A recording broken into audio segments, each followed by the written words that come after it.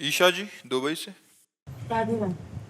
महाराज जी, मुझे step by step बताएं कि जिससे मेरा मन शांत हो जाए। मतलब कैसे चलूं, शुरू कहाँ से करूं और कहाँ तक इसका। भोजन सुधारो। सबसे पहले भोजन सुधारो, अल्पाहार करो, नींद सुधारो।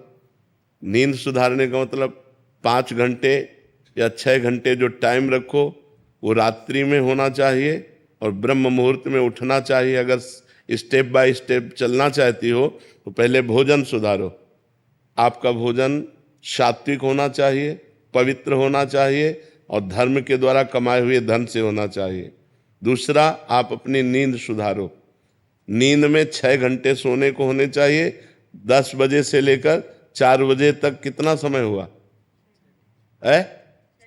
हाँ, 4 बजे ठीक ब्रह्म मुहूर्त में उठ जाओ। अगर आपको ठीक चलना है, भजन करना है, तो ये 7, 8, 8 बजे तक जो 9, 9 बजे तक सोते हैं, ये स्टेप बाय स्टेप भजन कर पाएंगे। उनका जीवन ही व्यर्थ है। सूर्य भगवान उदय हुए और जो सैया में सो रहा है उसकी आयु, श्री, कीर्ति, बुद्धि सब नष्ट हो जाती है।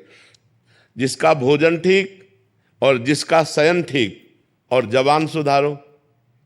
हर समय नाम जप करो, मौन का आश्रय लो। अगर उत्तर देना है तो उचित शब्दों का उत्तर दो, व्यर्थ की वार्ता ना करो। वाणी संयम में, जिसका सुनना संयम में।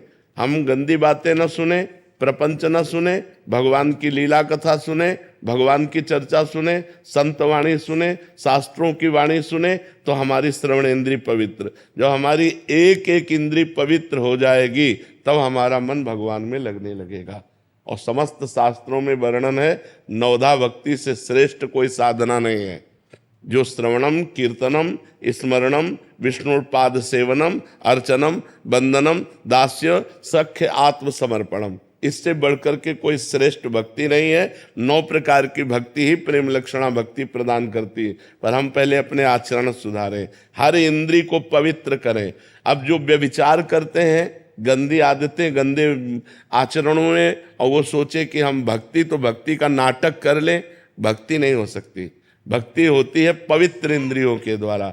अब जो गंदी बातें देखेंगे मोबाइल में, गंदे आचरण करेंगे, गंदा भोजन पाएंगे, होटलों का भोजन पाएंगे, मनमानी जागे, मनमानी सोए, मनमानी आचरण करें, अध्यात्म नहीं हो सकता। वो मनमानी आचरण उनको नरक दुर्गति की तरफ ले जाएगा, भगवान की प्राप्ति की तरफ नहीं ले जाएगा।